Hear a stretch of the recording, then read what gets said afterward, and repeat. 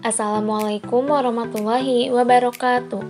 Perkenalkan, nama saya Windy Apriliani dari Fakultas Keguruan dan Ilmu Pendidikan, Program Studi Pendidikan Guru Sekolah Dasar. Hari ini, saya mendapat kesempatan untuk mempresentasikan materi tentang layanan pendidikan sekolah dasar. Mata kuliah Perspektif Pendidikan, dosen pengampu Ibu Dr. Wisi Rusmiati alias MPD.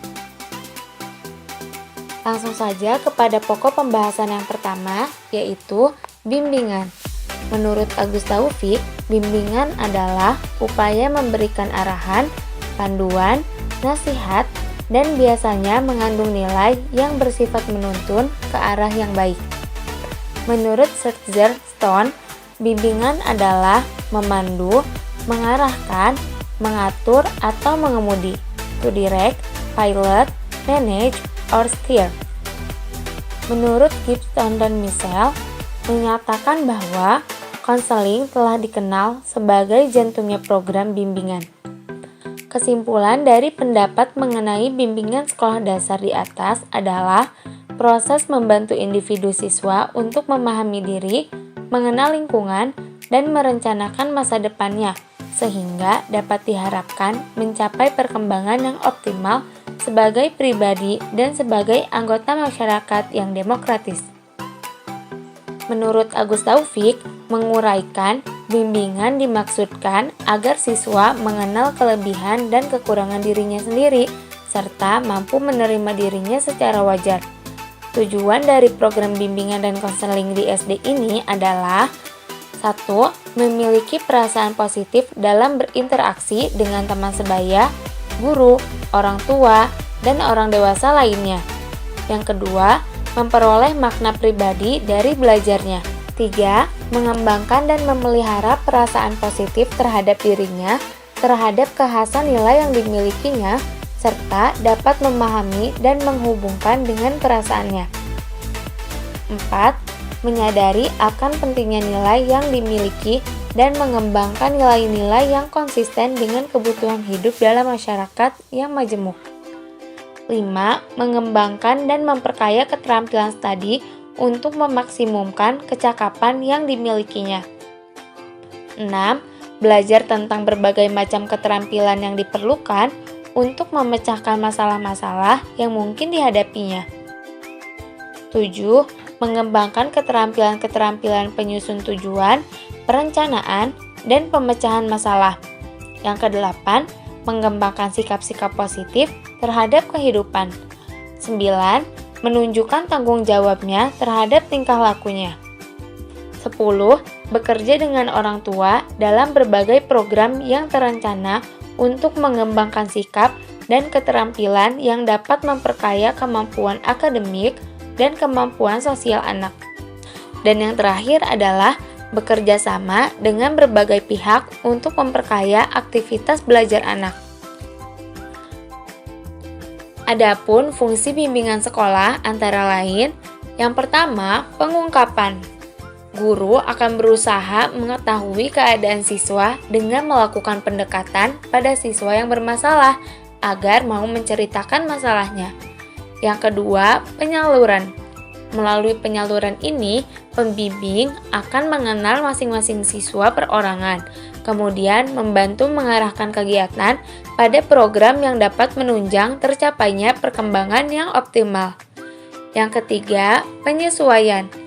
Penyesuaian adalah pelayanan bimbingan yang berfungsi untuk membantu terciptanya penyesuaian antara siswa dan lingkungannya. Yang keempat, pencegahan. Pencegahan memberikan bantuan pada siswa untuk memperkirakan hambatan atau gangguan yang timbul dalam diri siswa dengan membangkitkan dan menyadarkan siswa akan kekuatan dan potensi yang dimilikinya. Yang kelima, perkembangan. Pengembangan potensi siswa tidak dapat terjadi dengan sendirinya tanpa ada kemauan dari diri sendiri atau dorongan dari orang lain seperti keluarga, sekolah, teman, dan fasilitas yang tersedia. Yang keenam, perbaikan. Perbaikan bertujuan memberikan bantuan agar siswa memiliki perubahan secara positif, yaitu memperbaiki dan meningkatkan perilaku yang kurang baik. Selain itu, ada juga prinsip bimbingan di SD. Di antaranya, yang pertama, bimbingan untuk semua. Yang kedua, bimbingan di SD dilaksanakan oleh semua guru kelas.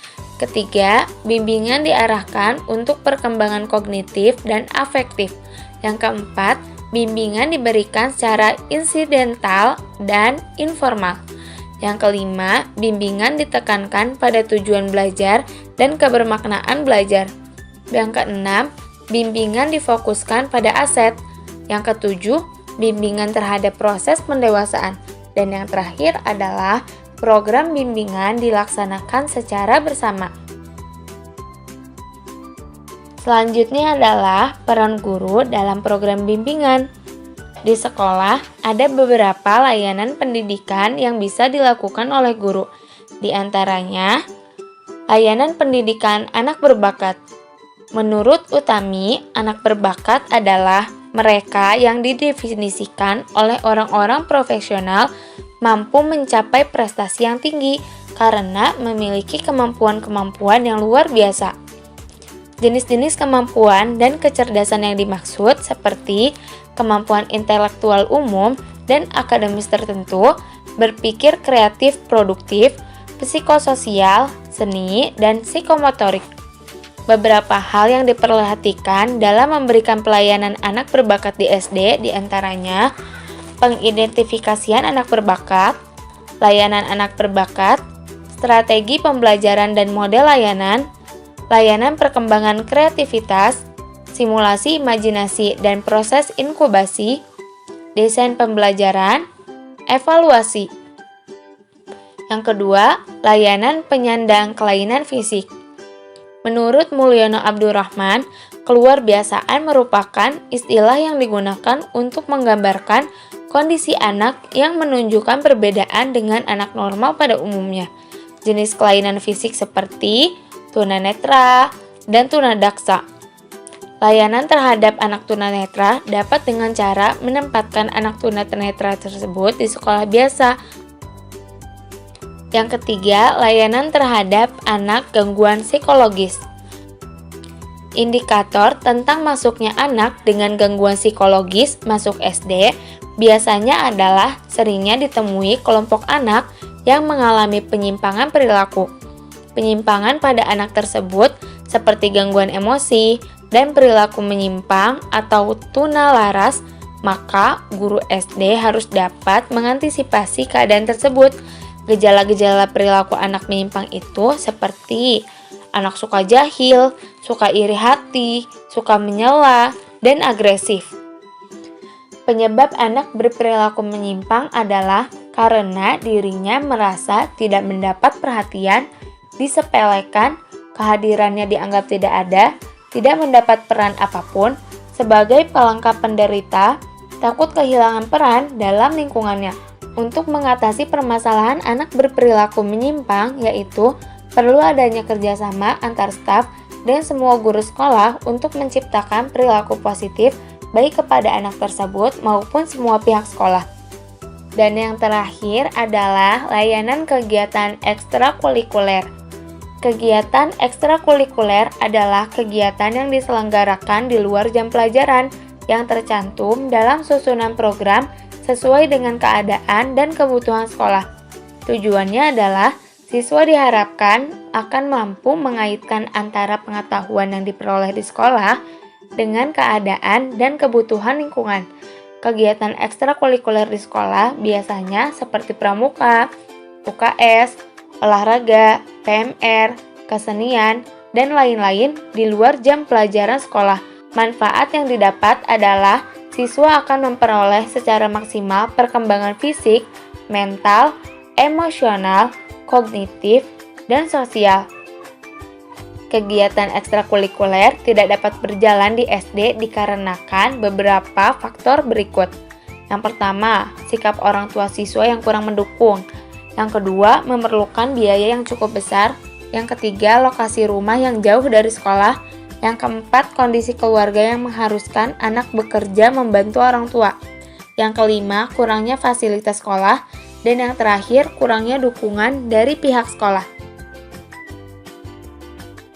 Nah, itu tadi adalah sedikit penjelasan tentang layanan pendidikan sekolah dasar.